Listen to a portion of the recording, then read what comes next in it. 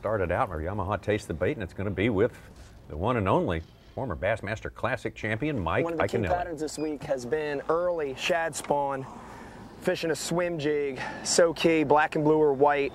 It's a Berkeley Havoc trailer on the back. Fishing around this grass. This is where the shad is spawning.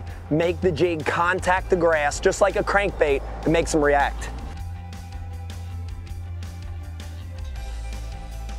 Well, he nailed it there. Definitely describing the way that he and a lot of other guys have been able to catch their fish early in the morning. If you remember, Jason Christie won the event the last time we were here at Lake Dardanelle, swimming a jig in this vegetation. But it seems to have it goes away this year after the first hour or so when those fish are up there spawning.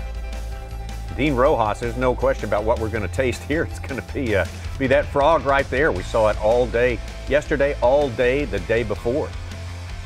Yeah, it's just same approach, different baits. Fishing that shallow vegetation, making contact with the vegetation, just like Iaconelli said. Ooh. Dean has really keyed on the points of this grass, though, and I think that's the whole reason that he's having more success than some of the other guys that are fishing this. He's dialed in on the points of this vegetation.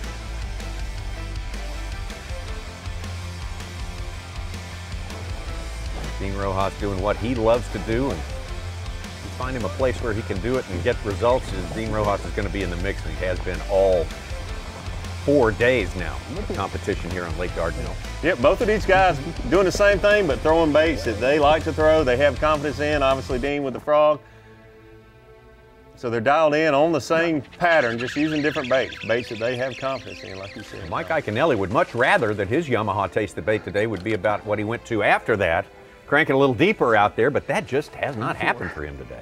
It hasn't, but it looked like it's clearing up a little bit, and who knows what they're going to do with the water. If they start pulling the little water down, then we can see Mike Iaconelli out there. And when you're cranking those shell beds like we saw him try to do this morning, it doesn't take you long to catch a 19-pound stringer like he caught yesterday. Whatever. Just give you a getaway. Continue through the rest of the top of our field here on this final day as we continue with Yamaha Taste the Bait and swim jig again. Swim jig again, same scenario. These shad around this green vegetation. Steve Kennedy is fishing the willow trees. He's got a very special spot way upriver. He's got it all to himself, and he's able to just let his best point of the vegetation. Just like Dean Rojas, he's catching fish on points, but it's a lot bigger picture, I guess you should say, where these willow trees are making the points rather than the small points that the vegetation makes. Here we got a picture of him just going down a deeper shoreline, but his best spot is this one right here, where he's caught all of his good fish. He said the first day he didn't even come to this area until noon and caught 2 4-pounders right where we're looking at right there, where he caught that good fish today. Take away that greenery right there, and it looks very, very much like that place where he went to work and absolutely dealt on him the final day of the Bassmaster Classic, Geico Bassmaster Classic on Lake Conroe.